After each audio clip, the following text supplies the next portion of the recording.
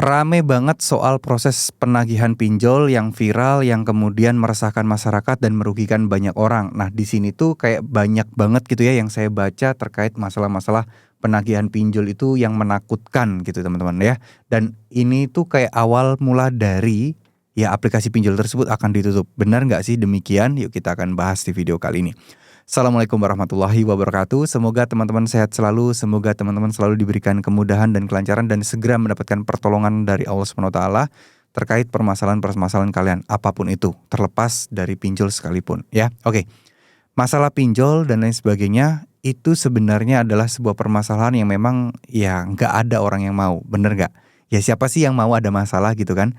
Nah cuman masalahnya adalah ya kita memang lagi tidak bisa bayar aja utang-utang kita. Itu kan poin utamanya. Nah untuk masalah penagihan pasti teman-teman akan gelisah, kepikiran, terutama yang baru minjol, baru pertama kali dan baru pertama kali telat juga. Menghadapi proses penagihan pasti akan overthinking, pasti akan mikir kemana-mana ya. Ini udah pasti sih, udah kebanyakan orang seperti itu. Beda dengan orang-orang yang memang sudah tahu banget soal hukum, tahu banget soal aturan dan lain sebagainya. Mungkin ini ada jadi suatu hal yang berbeda gitu. Mereka akan ngerti apa yang boleh dan yang tidak boleh dilakukan. Nah banyak sekali aplikasi-aplikasi pinjaman online yang akhir-akhir ini tuh ditutup hanya karena ya pelanggaran-pelanggaran terjadi. Cuman memang sangat-sangat sulit sekali bagi kita itu untuk membuktikan proses pelanggaran yang dilanggar oleh aplikasi pinjaman online. Sehingga rata-rata fakta yang ada itu bukan karena penagihannya mereka ditutup.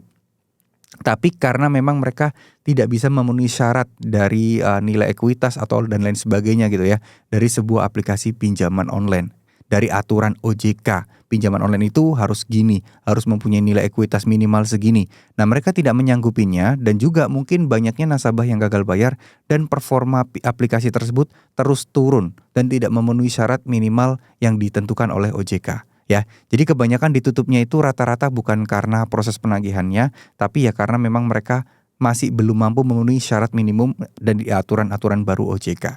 Ya, tapi sekali lagi, kalau misalnya masalah penagihan yang viral, udah pasti akan menjadi pertimbangan sih. Karena dari situlah awal mula OJK akan ngecek pinjolnya ini benar-benar mengikuti aturan nggak, dicek dah itu data-datanya. Nah, itu mungkin jadi salah satu pemicu, tapi bukan menjadi alasan utama karena agak sulit sekali untuk dibuktikan. Ya, terima kasih. Wassalamualaikum warahmatullahi wabarakatuh.